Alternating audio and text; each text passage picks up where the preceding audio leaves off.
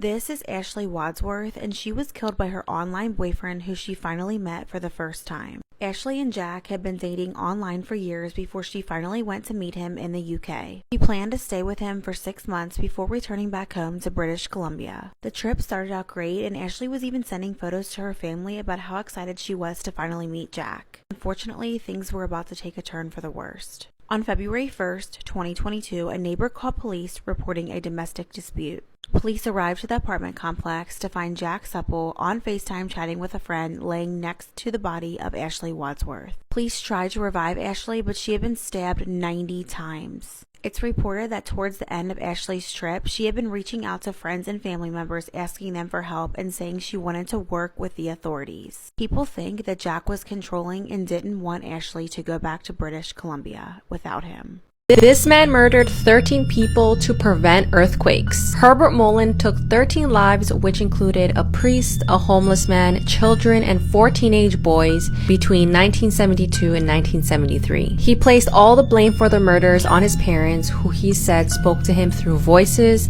and convinced him to murder all these people so that he can save California from earthquakes. Unfortunately, Herbert was diagnosed with paranoid schizophrenia, and he believed that he could prevent earthquakes by sacrificing the blood of his victims. Many people claim that Herbert's behavior changed after his best friend passed away in a car accident. Shortly after the traumatic incident, Herbert became obsessed with the concept of reincarnation and even changed his major from engineering to philosophy. Most of his victims were completely random, and what's terrifying is that Herbert and another serial killer named Ed Kemper were murdering innocent people at the same time in Santa Cruz. And fun fact, they were both placed in the same prison. Herbert was arrested after a witness saw him fleeing the scene from committing a murder. He was sentenced to life in prison and recently passed away on August 18th, 2022 at the age of 75. You guys remember Danny Masterson, also known as Stephen Hyde from that 70s show?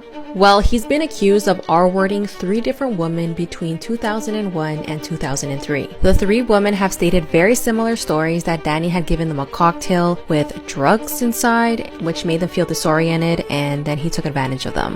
One of the alleged victims said that Danny threw her in his jacuzzi, he R'd her, and then pulled a gun on her.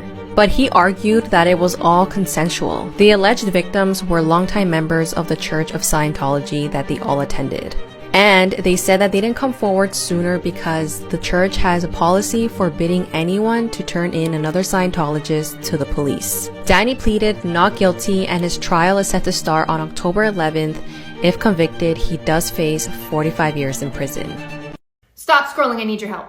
This is me, and when I was 13, I was kidnapped by an internet predator. But I was rescued because of this missing poster. Since my rescue, I've dedicated my life to bringing missing people home, and I need your help. 19-year-old Sydney West disappeared without a trace on the morning of September 30th, 2020, after she had gone out for a jog. Before her disappearance, Sydney was a student at UC Berkeley, an active member of the volleyball team, and often blogged about her mental health struggles. It's reported that Sydney was having trouble adjusting to the college lifestyle. Her case is classified as high risk as she allegedly suffers from anxiety and depression. Unfortunately, there's limited information out there about Sydney's disappearance. Please share this, like this, comment, do whatever you can do to help us find Sydney. Does anyone remember this actor? He appeared in Sons of Anarchy, Malcolm in the Middle when he was younger, and one of my personal favorites, Raise Your Voice with Hilary Duff. His name is Johnny Lewis. In 2011, Johnny had a really bad motorcycle accident that gave him a little bit of head trauma. However, when he was tested for a concussion, it came back negative, so he refused any further medical treatment.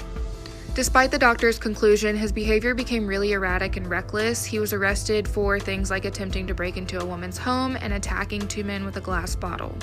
Then just a couple days after he was released for one of those charges, it was September 26, 2012, and he broke into 81-year-old Catherine Davis's home. She was his landlady. He beat Catherine to death as well as her cat and then completely ransacked her house. Then he climbed to the top of Catherine's roof and either accidentally or purposely fell off of it and died. So that's why he disappeared. Imagine killing someone while sleepwalking. This is the case of Kenneth Parks. On March 24th, 1987 in Toronto, Canada, it was the early mornings when Kenneth Parks fell asleep while watching TV. Suddenly, he got up, put his shoes on, and walked out the door. He left the door open, He got in his car, drove off, and left the garage door open. He drove 14 miles to his in-laws' house where he tried to strangle his father-in-law and brutally murdered his mother-in-law.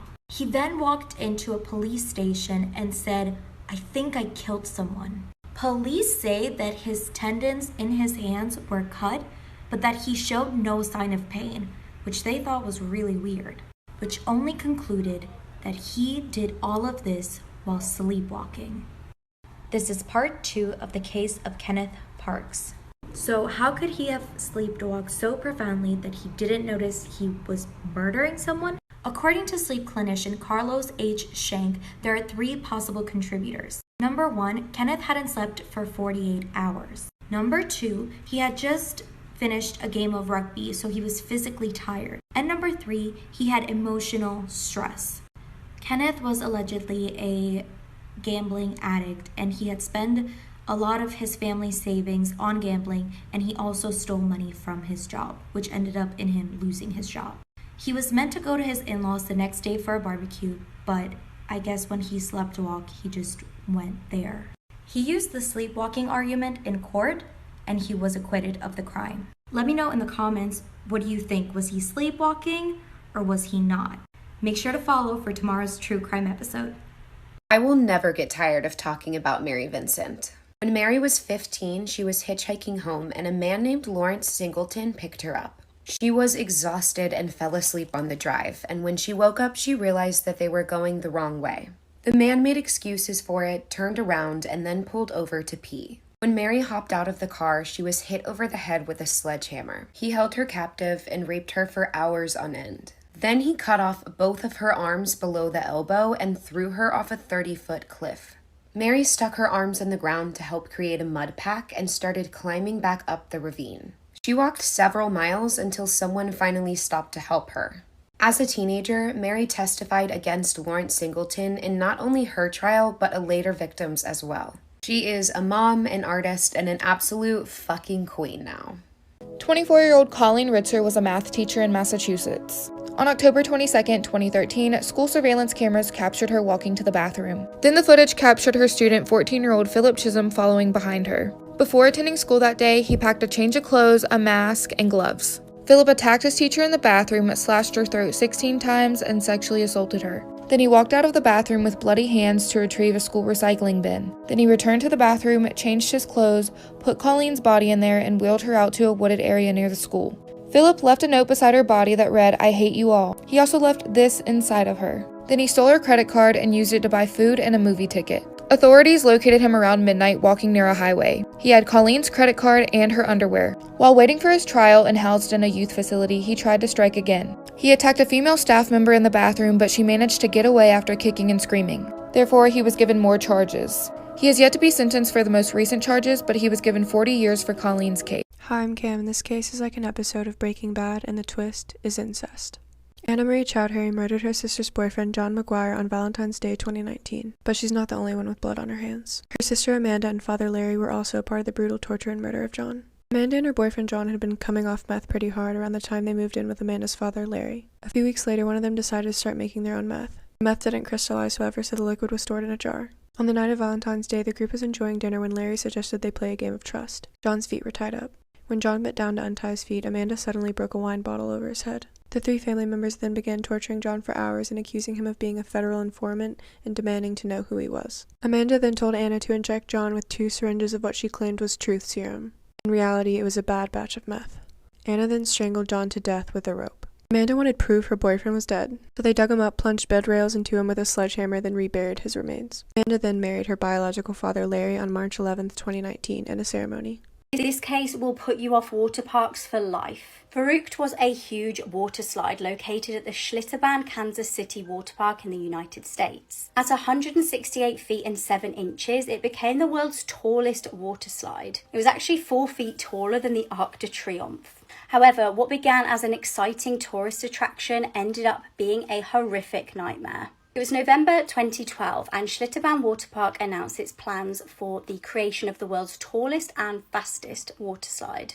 The exact height was actually kept secret until the completion of the ride because they were so desperate for it to become a world record. When initial attempts to pitch the idea to suppliers failed, park owners Jeff Henry and John Shuley decided to build it themselves. John stated, basically, we were crazy enough to try anything. They named the ride Verrückt, which is the German word meaning crazy or insane. Staff were really pressured to complete construction quickly, and frustrations were growing as during test rides, the rafts would fly into the air. Anonymous lifeguard became so concerned about the ride that he told his family and friends it's only a matter of time until someone dies on Verrückt. Safety experts warned the park owners prior to opening that the ride was unsafe. It was recommended that only people 16 years of age or over should ride the ride, but Jeff decided against this. Just 2 months after opening this ride, at least 13 riders were suffering injuries such as concussions. On August 7th, 2016, 10-year-old Caleb boarded the ride.